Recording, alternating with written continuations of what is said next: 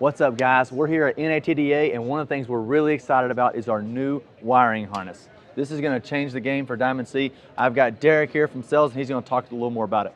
Awesome. We're excited because it really brings stability. You think about running your trailer down the road. What stops you? Brakes not working, wiring, your lights not working, getting stopped by DOT for those reasons. So we want your trailer to be functional. We did a lot of improvements. So going to a full harness system, I mean, number one, it improves your grounding. Grounding's key in the wiring. Plus, you think of sealed harnesses, especially the northern climates have got salt and the corrosion on the road. Well, it's going to help you out when everything's sealed up. LED lights don't take a lot of juice, where incandescent would burn that off. Okay. This is going to help keep that connection good and strong. From the charging capabilities, through the fully sealed harness all the way to the rear of the trailer. So when you flip on your marker lights in the back of the trailer, you got a great connection.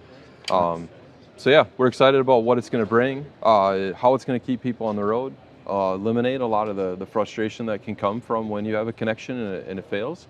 And then just the other features, what we can add to a full harness system. Yeah, absolutely. It's going to do a lot for us. So yeah, this is something that for dealers, this is something that you could add lights, additional things after the fact, right? Because it's just plug and play, right? Absolutely. Awesome.